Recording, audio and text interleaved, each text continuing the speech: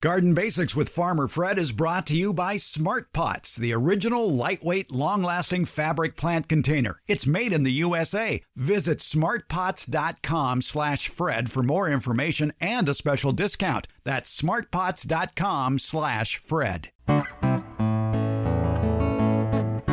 Welcome to the Garden Basics with Farmer Fred podcast. If you're just a beginning gardener or you want good gardening information, well, you've come to the right spot. We recently spoke with Andrew Bunting of the Pennsylvania Horticultural Society about garden resolutions and the Philadelphia Flower Show. And that show will be held this coming June. You can go back to episode 159 of the Garden Basics podcast to find out more about those topics. But we also talked about the interest in gravel gardening back east and in the Midwest. If you're a subscriber to the Garden Basics Beyond Basics newsletter, you heard about gravel gardening back on December 31st in that version of the online newsletter. But for the thousands of you who may not have listened to that discussion in the newsletter podcast, we have it for you here now on the Garden Basics podcast. Along with that, Debbie Flower and I will discuss if gravel gardening is really a good idea for those of us in warmer to downright hot climates. And by the way, don't confuse gravel gardening with rock gardening. It's very different. And we have quick tips for you on cool season fertilization. Is it necessary? We're podcasting from Barking Dog Studios here in the beautiful Abutilon jungle in suburban Purgatory. It's the Garden Basics with Farmer Fred podcast, brought to you today by Smart Pots. And we'll do it all in under 30 minutes. Let's go. We are talking with Andrew Bunting. He is the Vice President of Public Gardens and Landscapes at the Pennsylvania Horticultural Society, an internationally recognized organization that was founded a long time ago. It's also the producer of the world-famous Philadelphia Flower Show. And Andrew, thanks for joining us here on the Garden Basics podcast. Now, we touched a little bit about reducing the need to water, and of course, water-wise gardening, or the unfortunate term xeriscaping, is popular here in California, or actually it's downright the law. Do you find that there is an interest back there that despite all the summer rain you get, that people want to try water-wise gardening?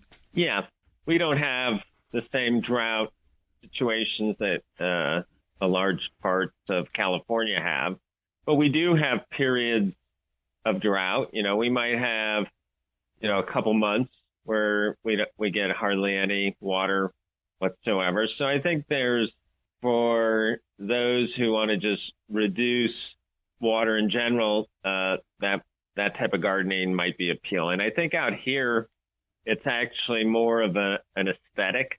Like, I love the kind of arid or kind of xeriscape gardens you see in, Santa Barbara and Southern California.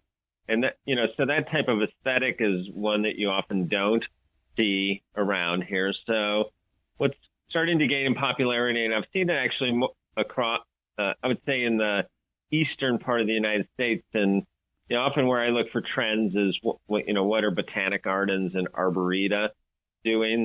They're often some of the trend setting institutions. So there's some really good examples of gravel gardens. So these are gardens that either just plant into the native soil and then top dress with gravel, or like at my house, I actually excavated out about 6 inches of soil and put in gravel and kind of grow plants right into the gravel, and it grows through the gravel into the soil below. So there's one of the best gravel gardens, I think, in the entire United States is at a botanical garden called Old Brick Botanic Gardens in Madison, Wisconsin. And they have multiple gravel gardens, kind of different, showing the public different ways in which they can use gravel aesthetically, as well as kind of the myriad of plants that you might grow in a gravel garden. And then out in this part of the country, there's some good public gardens like Scott Arboretum at Swarthmore College uses gravel in multiple locations. And then a fairly famous garden in the suburbs of Philadelphia, Chanticleer, has a fairly extensive gravel garden. So it's I would say here it's almost more of a style of gardening that's gaining in popularity, because it also affords you the opportunity to maybe grow types of plants that perhaps you would see more in California, but we don't see that much in gardens here. Things like yuccas, hardy cactus, other succulent plants. A lot of the some succulent plants in our native garden soils with a lot of water in the summer and humidity actually don't do that well. So they really need a sharper drainage. So gravel gardening affords kind of that type of habitat so that you can grow those plants more successfully. Yeah, you would almost need to, like you are doing yourself, at least 6 inches of gravel, if not more, just to keep the root zone above the area where the water may puddle below the gravel. Yeah, that's right. That's right. So, it obviously can be upfront a greater expense than kind of traditional gardening, but, over time, you really cut down on the water because of the type of plants that you're growing. And then, what I've found with growing plants in like pure gravel is once they've grown through and into the soil below that top, say 4 to 5 inches of gravel is so inhospitable that you can hardly get any weeds feeding into that top layer of gravel. Oh, give it time. Yeah, maybe. The weeds, if somebody can figure out how to have a truly weed-free garden, that would be a major trend. Not going to happen. What are some of the popular succulents there that can overwinter in those gardens back there? Yeah, so any of a number, and probably most sedums, hens and chicks, which are sempervivums, quite a bit of cactus are actually hardy here. Not like your Mexican type cactus, but a lot of cactus that are native in higher elevation parts of the U.S., like in Colorado, Idaho, Wyoming. Those are hardy here. Quite a few cultivars and species of yuccas, but it's not everything. Not everything that goes into gravel garden has to be a succulent. Like once you establish things like some of the different species of Rudbeckia, or actually a lot of the prairie plants, a lot of the grasses and cone flowers and things like that. Because a lot of them have long taproots to kind of survive in prairie type situations, which have, a multitude of hostile conditions. Once those established, they actually do quite well. Like in my gravel garden at home, I have a plant called the threadleaf blue star, Amsonia hubrichtii. That does quite well. All the baptisias, the false indigos, they have a fairly significant taproot and also do quite well. And what about the prickly pears? Oh yeah, prickly pear for sure. Yep, there's different species of prickly pear, but there's actually one that's native to the East Coast, and that does well. Okay, that's opuntia for those of you at home keeping score. And out here, that's a weed. Say, our cactus don't get to be the stature like you see in California. They tend to be either ground covering types or maybe just get a foot or two tall, but not like you would see on the West Coast where they can be, almost tree-like. Andrew Bunting is with the Pennsylvania Horticultural Society. He is their Vice President of Public Gardens and Landscapes. And again, more information online at phsonline.org. Andrew, thanks for helping us get off to 2022 to a good gardening start. Yeah, you're welcome. Thanks for having me. Well, gravel gardening.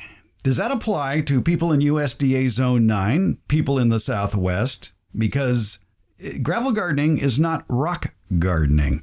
That's an interesting, I'll say, garden fad going on back east and Midwest, but how applicable is that to the warmer areas? Debbie Flower is here, our favorite retired college horticultural professor. And Debbie, basically on what we just heard, that's an interesting idea that they have going back there to be able to grow, say, drought-tolerant plants in 4 to 5 inches of small rock. And they kind of get churlish when you call it rock. They want to call it, garden pebbles or pea rock or something like that. Yes, well, they certainly have some specifications for the rock to be used. They don't want it to be limestone because that will break down over time. And it should all be sized the same size. So it's not just going to a quarry and digging up a bunch of rock and throwing it in your truck and throwing it over the garden. It's size, so everything is, from what I've been reading and hearing, between a quarter or half inch in size. Yeah. And with smooth sides, too. With smooth sides, right. So it's a very specific type of rock. And it could be very expensive. It could be expensive, especially to get started. Yeah, 4 to 5 inches is quite a bit. Not to mention fun to move. Yeah, I have to say that when I have done house hunting in the past, I shy away from homes that have gravel on part of the or all of the landscape because I know that I need to garden and I need to plant things and dig them up and move them and all that fun stuff. And with gravel as the mulch, that makes it more difficult. When you're growing in that environment here in California or in the Southwest, what are the precautions that you have to take if indeed you do have a rock garden?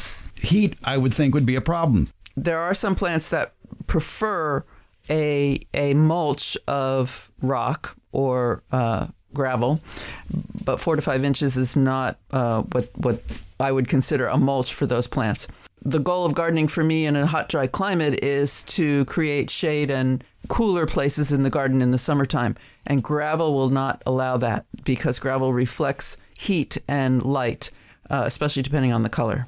And for really, really hot climates like you would find in the Imperial Valley of California or parts of Arizona, New Mexico, even parts of Colorado, I would think that there's even more precautions. My husband is from Tucson, Arizona, and Tucson has been very aggressive about reducing use of landscape water. What most landscapes have, and in some places you're required to by your CC&Rs, is gravel as a mulch. It is not 4 to 5 inches deep. It's just an inch or two. And it is not sized like they're talking about in the more formal gravel gardens in the Midwest and East. It is just mined. The landscape mining company delivers it and either you spread it or their people spread it as a mulch. And those tend not to be white. They're not really light colors that do lots of reflection. They are more of the tans and grays, which will do less reflection. And then the result of using that gravel as a mulch is that you don't have grass and you don't have plants that survive in extremely high heat, which of course you're going to experience in the desert, but can be ameliorated somewhat with an organic mulch that will hold more moisture in the soil. So the landscaping then is very southwestern, which is lots of cactus and trees that are native to the Southwest. In that segment that we heard with Andrew Bunting, he talked about the gravel gardens in Madison, Wisconsin, and he said it's one of the premier locations, and he mentioned the Ulbrich Botanical Gardens.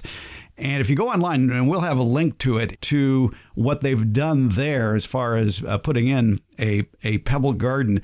The Ulbrich Garden is in Wisconsin, which means they get summer rain. They get summer rain. Something we don't get anywhere. They have humidity. They're near Great Lakes. Yes. And that makes a huge difference, I think, in the success of these gardens. I have to say that in my Central Valley, California garden, which is very hot and dry, I use lots of organic mulch, but I have learned that there are some plants I cannot grow in that organic mulch because it holds too much moisture in the soil and potentially close to the stem. I try to keep it away from the stem, but I'm not in total control. And so some plants just don't do well in that environment. Other plants love it, and so it limits my plant palette. On the other side of it, a gravel mulch that's 4 to 5 inches deep is going to limit your plant palette regardless of where you do it. But in places where there is summer rain and humidity, you'll have a broader plant palette that you can plant in that 4 to 5 inches of gravel. The link that we'll have refers to a PowerPoint that the director of the Old Brick Botanical Garden did about their gravel gardens. And if you want to learn more about gravel gardening, you ought to listen to what he has to say, the plant palettes that can be used, and the care that they take during the off season. And one thing that he pointed out was that the staff there do a big job in the wintertime of removing dead organic matter and making sure that there is nothing for weed seeds to lodge in. Right. Regardless of what you mulch with, weed seeds are going to land on that mulch. And if there's any organic matter or any source of water, they will germinate and grow. And that's, to me, it's more difficult to get the organic matter out of a gravel than to just let it melt into the existing organic mulch that I use in my gardens. By the way, in that PowerPoint, he talks first about meadow gardens, and it's a long PowerPoint. It's about over an hour. Start in the second half if you only want to hear about gravel gardens. Yeah, about the last 15 minutes, actually. Yeah, it's quite near the end. Yeah, you can see it, and you learn a lot. He had a lot of interesting tips there, and he said that when they bring in plants, 1 gallon plants from nurseries, one thing they do is they scrape off the top 2 inches of soil because that's where you're going to find most weed seeds. He's probably right. You're going to find most weed seeds in the top of a container soil, but it sort of makes me shiver to remove the top 2 inches. There are going to be roots there, potentially feeder roots there, that you're going to expose and damage potentially, and they may die. In a harsh environment like the Southwest or Central California in summer, that plant needs all the roots and moisture it can get. In a more forgiving environment like Madison, Wisconsin in summer, which has more mild temperatures than we do and has summer rains and humidity, the plant may survive better. They are beautiful looking gardens back there. They are. You know, more power to them if they can do that. I just think that in USDA Zone 9, especially, it would be a struggle. 9 and higher, yeah. If you want to try it, I'd say, well, try it in a small area first. A small area where you want the plants that do well there are succulents, so plants that store water themselves, hens and chicks, sedums, dudleyas, those kinds of things, and alpines, plants that grow high. An alpine plant is a plant that grows high up on a mountain, potentially above the tree line, where there's not enough soil to support a tree. And you have scree up there, and scree is broken down rock. So those plants do very well in that area. So if you want to try a section, and they're very interesting, they can be very beautiful, they very interesting flowers, and they tend to be smaller plants, so you can get a lot of them into a small space. It would make a really cool garden to put somewhere that you get up close, near an outdoor sitting area or something. They also have a lot of ornamental grasses, which looked fabulous by year 3. Yeah. Grasses, and he talked about prairie plants, which grow in the Midwest, and they have taproots. Generally, plants coming out of containers don't have taproots, but the plants we're talking about here are herbaceous plants and grasses, and so they can regrow their taproot, the grasses for sure. If you see pictures of prairie plants, I wouldn't call them so much taproots as they just have a very extensive root system. So again, the differences between a rock garden and a gravel garden, we out here in California are familiar with rock gardens. Rock gardens are shallower, maybe 1 inch or 2 inches worth of river rock, really 1.5 inch river rock. And often accented with larger rocks. Right. And the gravel garden is just that. It is made out of pea gravel, or in the case of what they did back in Wisconsin, 7/16 of an inch of quartzite. And it has to be not sharp in order for you to be able to walk on it, or more for your pets to walk on it without injury. Or work it with your hands. Yeah, or work it. Yeah, and that's the other thing, too, that he pointed out is that when they are cleaning up those areas in the wintertime, everybody has knee pads. Yes. Knee pads are a good idea to get used to wearing when you're in the garden anyway. I can attest to that, having had to have one of my knees replaced because I didn't always wear knee pads. But the other thing, another point he made was that you don't taper the gravel to the edge of the garden. You have some sort of edging, and he shows you a whole bunch of different types of edging that are 4 to 5 inches tall. So the gravel remains consistently deep. That would be important. You need a barrier to keep it in place. Right. Too. So consider building sort of a little raised bed. Yes. For a gravel garden. Yeah. If you're going to try that. And again, it's going to be more expensive because you're using 4 to 5 inches worth. Yeah. And if you go out and price a ton of pea gravel, you can borrow on your IRA, I guess, and pay for it, but don't do that. And delivery. And then shoveling it. Yeah, and shoveling it. Yeah. So rock gardens, gravel gardens, if you're going to try it on a small scale first. Yeah. See how it goes and let us know. Debbie Flower, thanks so much for rocking down with us. Yeah, very interesting stuff, Fred. Thank you. We're glad to have Smart Pots on board supporting the Garden Basics podcast. Smart Pots, it's the original award-winning fabric planter. It's sold worldwide, and Smart Pots are proudly made 100% in the USA. Smart Pots come in a wide array of sizes and colors. If a frost or freeze is in the forecast, moving your frost tender plants that are in the Smart Pots that have handles make them easier to move closer to the house for added warmth, or you could even move them inside for the winter. Visit smartpots.com/Fred for more information about the complete line of Smart Pots lightweight, colorful fabric containers. And don't forget that /Fred part, because on that page are details of discounts when you buy Smart Pots at Amazon. If you want to see them before you buy, Smart Pots are available at independent garden centers and select Ace and True Value hardware stores nationwide. To find a store near you, visit smartpots.com/Fred. Have you taken a look at the Garden Basics with Farmer Fred newsletter yet? It's a deeper dive into what was discussed on the week's 2 podcasts, along with more great gardening information. Think of it as going beyond the basics. In the current edition of the newsletter, we fill in the gaps and tackle questions raised in this week's podcast. From Tuesday's episode 166, Debbie Flower warned us about using commercial potting soil in the ground around new plantings. We'll delve into that one. From the Friday, February 11th podcast, episode 165, we do a deep dive into soil testing kits as well as online soil testing services, and we take a look at what your citrus tree leaves might be telling you about their health. You can find a link to the Garden Basics with Farmer Fred newsletter, Beyond the Basics, in the podcast show notes, or at farmerfred.com, or by going to substack.com/gardenbasics. Think of it as your garden resource that goes beyond the basics. It's the Garden Basics with Farmer Fred newsletter, and it's free. Please subscribe and share it with your gardening friends and family. The Garden Basics with Farmer Fred newsletter. And, by the way, thank you for listening. We have a quick tip for you. Debbie Flower is here, our favorite retired college horticultural professor. Let's talk a little bit about cool season annuals.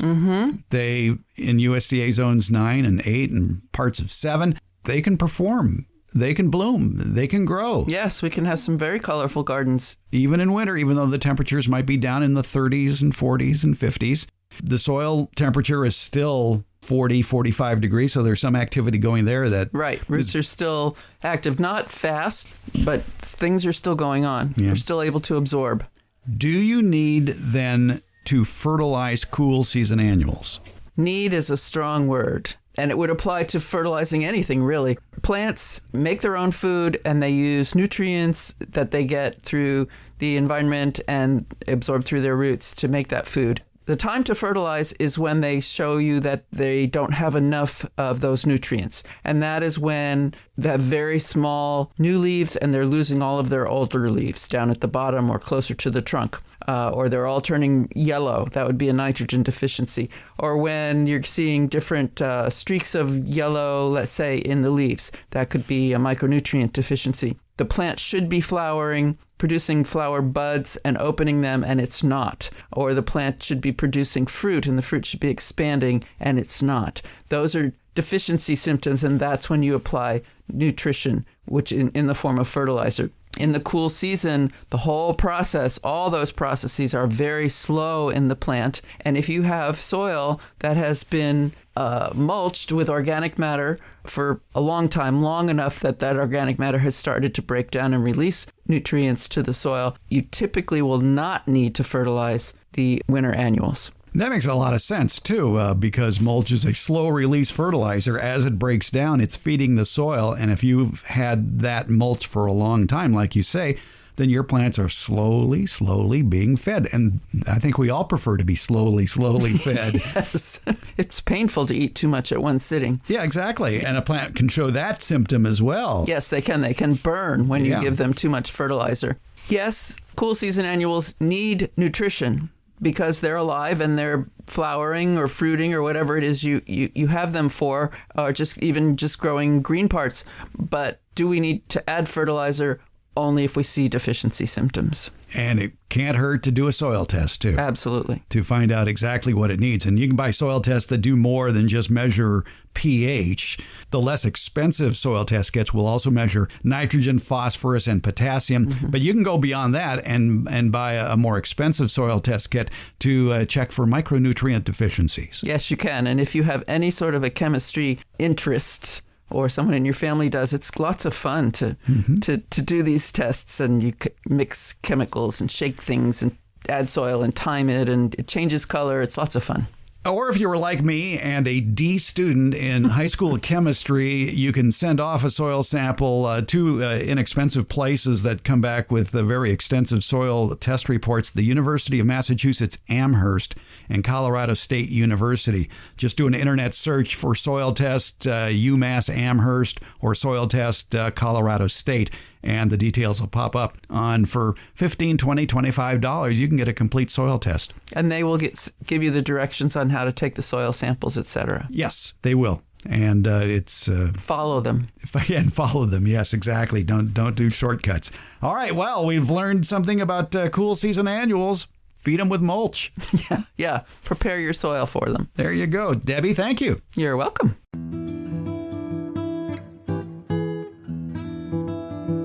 Garden Basics comes out every Tuesday and Friday. It's brought to you by Smart Pots. Garden Basics is available wherever podcasts are handed out, and that includes Apple, iHeart, Stitcher, Spotify, Overcast, Google, Podcast Addict, CastBox, and Pocket Casts. Thank you for listening, subscribing, and leaving comments. We appreciate it.